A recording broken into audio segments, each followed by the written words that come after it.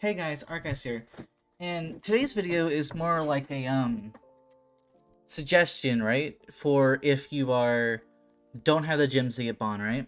And I'm gonna talk about it today, right? Because doing some extensive tests since Bond release, and everything, there is two specific teams that can legitimately actually fight against Bond and win. And as a Bond player in JP, me fighting against these teams, I have actually legitimately lost before, right?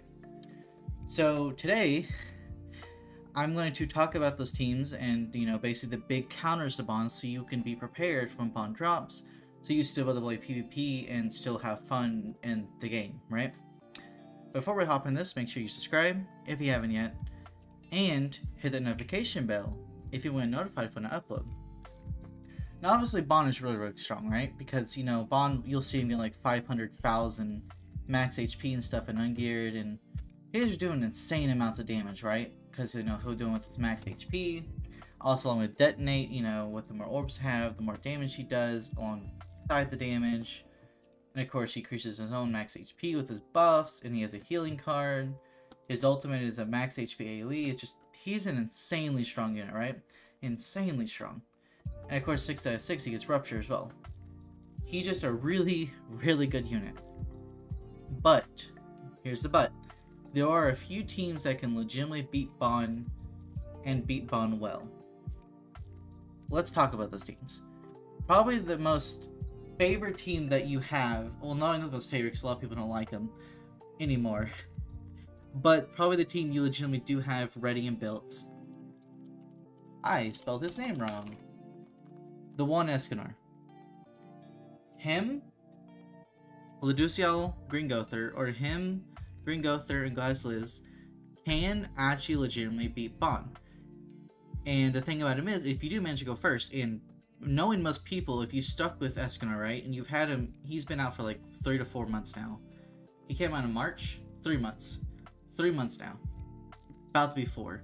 So you probably already have him fully maxed out, right? Not like 6 out of 6, not that. I'm talking about cosmetics, level 90, probably not SA5, probably have his association unit, leveled up, SA'd, cost is max everything. You probably have him actually fully built out for ungeared, right? That's probably what you already have. If you've been focused on the Escanor team, that's probably what you did. Same with Goddess Liz. Most people by now will have Goddess Liz, fully built out. They'll have Goddess Liz, max cosmetics, level 90 or level 80 because you haven't level 90 yet. SA5, her association unit.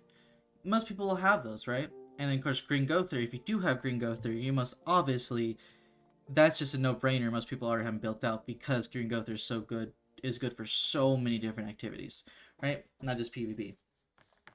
So, legitimately, a lot of people have these units built out.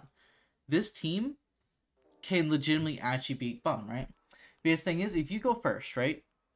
And I know I said Bond can go second. He still can.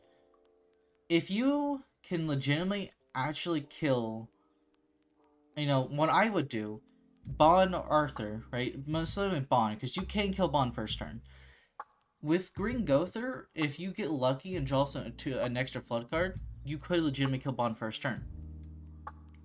There is an actual chance of it, because Escanor hits as hard as he does, you can. Especially if a Leduciel. It's like, if you've been building up Leduciel, and you have him just 2 or 3 out of 6, and you've been building them up for ungeared, and you have his cosmetics maxed, you have his association unit maxed, and you out CC that Bond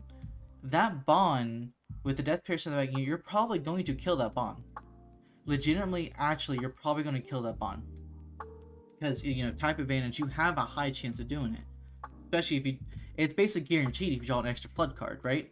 So basically, if you have the RNG and draw that 1 out of 6 chance, yes, yeah, 1 out of 6 chance. You do have a 1 out of 6 chance to kill him on the first turn, basically guaranteed, right? That's the thing. So this team works really, really well against Bond. Especially if you have Leducia built out, you can fight the Bonds like it's nothing. But at the same time, it's equal standards where Bond can legitimately actually wipe your team like it's nothing as well. Because legitimately, I have fought the team. They did not get lucky. They did not kill my Bond first turn. It went to me. I healed, I created some max HP, I attacked, and I legitimately just killed his Green Gother like it was nothing. And then I went after his Escanor. because, you know, Bond's AoE and everything, right? So there, I do legitimately have a chance to kill him, especially also if you rush ult first turn and Bond cannot kill you and the Bond team doesn't run ult control, because a lot of people won't have Zanari, and a lot of people from the JP side, right? This is based off JP. Global could be different. Based off JP, a lot of people legitimately don't build up Red Easton. They just don't build it up, right? They run. This is the worst team for Bond. They run Bond, Gringother, and Goddess Liz. That's what they run, and so a lot of people don't have Red Easton built up, so they don't have the ult control to take down your Esker's ult. And Bond, from my understanding and my experience, can't legitimately kill a Escanor in one turn. He needs 2 turns to kill Escanor. So if you do ult rush and Bond doesn't kill you, you can just kill that Bond like it's nothing. Especially if you have a high Escanor ult, you're guaranteed to basically kill. Especially Luduciel, Death Piercing, you know, yeah. So you do have a high chance of winning with this Escanor team. So it is, you know, if you don't have the gems to pull for Bond and you're looking for a way to counter the Bond meta, this is one way to counter the Bond meta. Now the second way to counter the Bond meta, if you pulled on ReZero and you do have Amelia, you do have a few dupes in her and everything, the Amelia, Goddess Liz, and Merlin team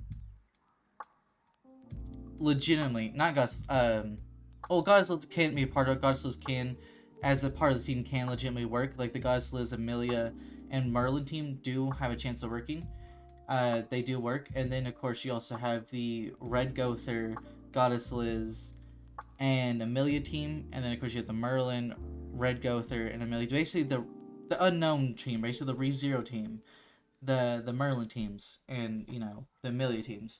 If you do have a high... mid to high, basically, I would say 3i6 or higher ult level of Amelia, you can actually use this team to counter Bond. Because you could freeze the units, you could stun and freeze them, you could rush ult, and then you could just kill with their ult. Because Secret Technique is insanely strong.